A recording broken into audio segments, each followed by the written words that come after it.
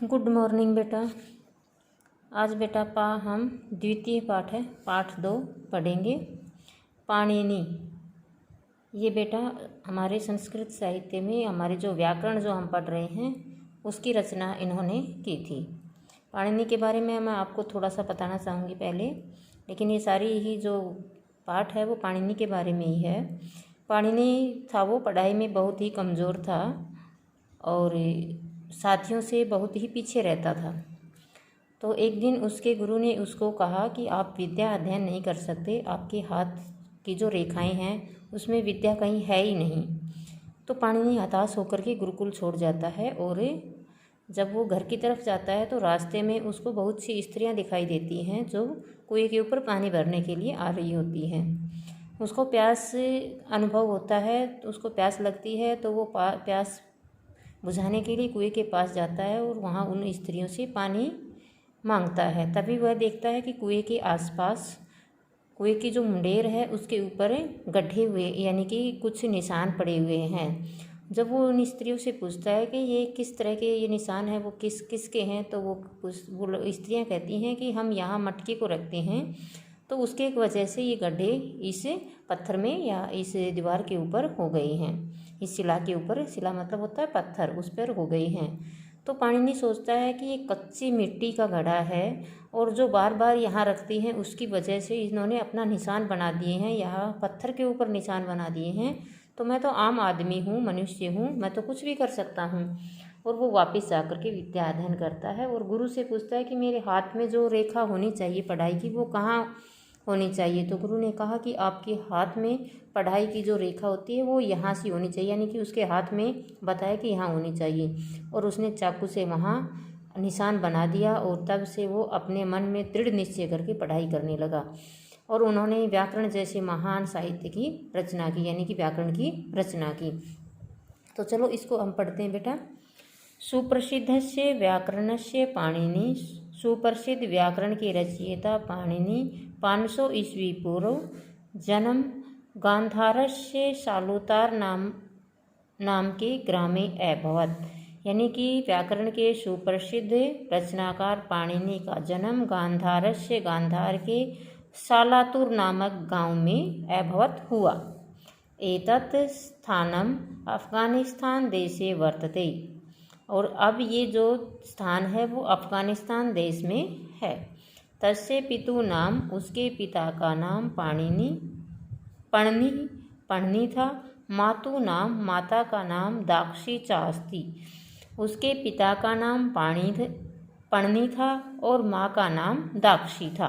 पणनी और दाक्षी उसके माँ बाप थे। तस्य गुरु, उसके गुरु उपवर्ष आसीत। और उसके जो गुरु थे उसका नाम उपवर्ष था। पाणिनि विषय एका कथा प्रचलिता अस्ति। पाणिनि के विषय में एक कथा प्रचलित है।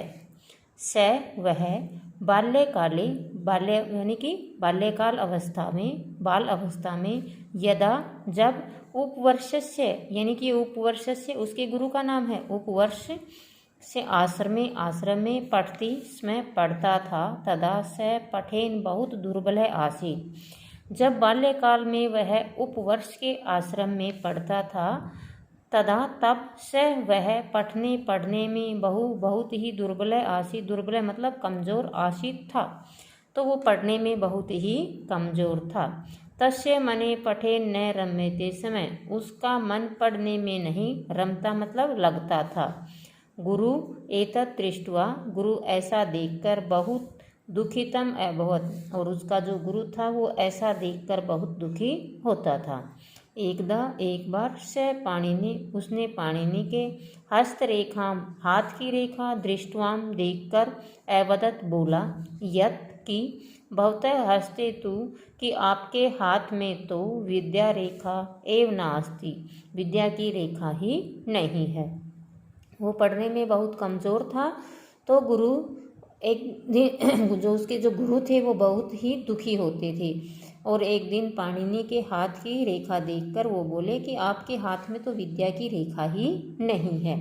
भवान अधितुम न हर्षसि, और तुम अधिक ग्रहण नहीं कर सकते। एतत् वाक्यम श्रुत्वा, ये वाक्य सुनकर पाणिनि आश्रम से गृहम प्रति प्रस्थित है, घर की तरफ प्रस्थान कर गई। और ये सुनकर के क्या पाणिनि था वो घर की तरफ प्रस्थान कर गई। मार्गे से रास्ते में, सह वह पिपासाम अनुभवत है, रास्ते में उसको प्यास अनुभव हुई। स तत्रैव एकम कूपम अपश्यत, उसने वहीं पर एक कुआं देखा। तत्र वहाँ कश्चन कुछ महिलाएं कूपात जलम निकाश्यति समय कुएं से जल निकाल रही थी। पाणिनि तत्र गत्वाम जलम अयाचेत, पाणिनि वहाँ जाकर जल की याचना की अर्थात जल मांगा। सहसा अचानक से तस्य दृष्टि, उसकी दृष्टि शिलायाम पत्थर पर वृत्ताकारे गोल आकार में घृते गड्ढे अपत्यत गिरे हुए हैं। अचानक उसकी नज़र शिला के ऊपर गहरे गोलाकार गड्ढों पर पड़ी या गई।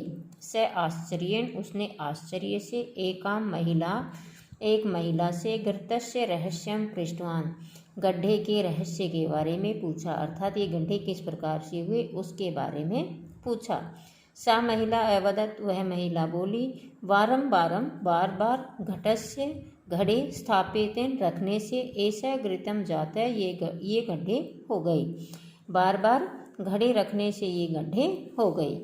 तदा तब पाणिनि आश्चर्येण स्तब्ध जात है, तब पाणिनि आश्चर्यचकित रह गया, अर्थात इस प्रकार देख करके पाणिनि आश्चर्यचकित, ये बात सुनकर आश्चर्यचकित रह गया। स चिंतितवान, वह सोचने लगा, यदि मृत्तिकाया घटस्य, यदि वह सोचने लगा कि मिट्टी के घड़े से बार बार स्थापित शिलायाम, बार बार शिला के ऊपर रखने से घृतम भवितुम अर्हति, गड्ढे हो सकते हैं। तरही तो पुनः अभ्यासेन, बार बार अभ्यास से, अहम अपि, मैं भी, पठितुम शक्नोमि, पढ़ सकता हूँ, कि बार बार घड़े रखने से, मिट्टी का घड़े रखने से यदि गड्ढे हो सकते हैं तो मैं भी क्या कर सकता हूँ, बार अभ्यास से पढ़ाई कर सकता हूँ। इतम चिंतित्वा, ये सब सोचकर स पुनः आश्रमें आगतवान, वह दोबारा से आश्रम आ गया। आश्रमम आगत्य, आश्रम आकर स वह छुरी से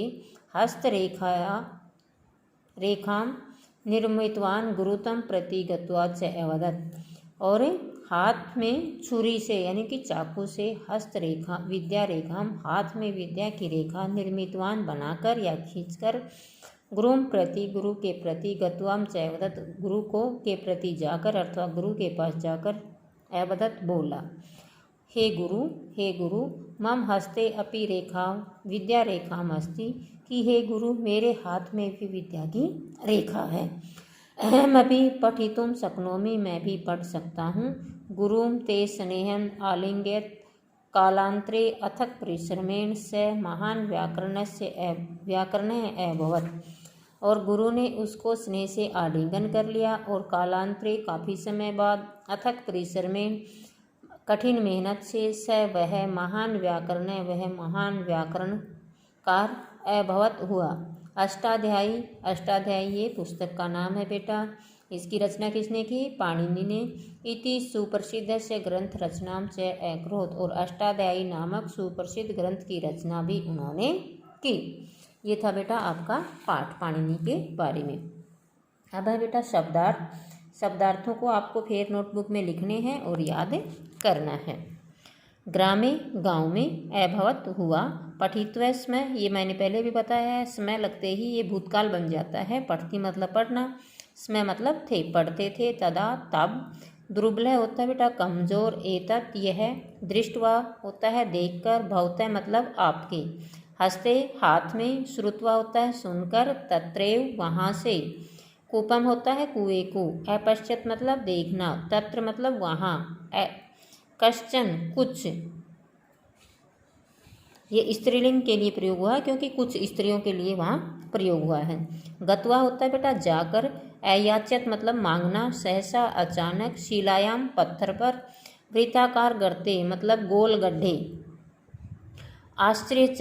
आश्चर्येण मतलब आश्चर्य से या हैरानी से, जाता मतलब हो गया।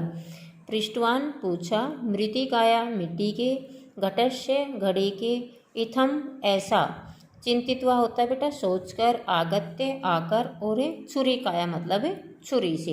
तो ये पूरा चैप्टर आपको अपनी बुक साथ में रख करके इसको रीड करना है और शब्दार्थ राइट एंड लर्न करने हैं। धन्यवाद।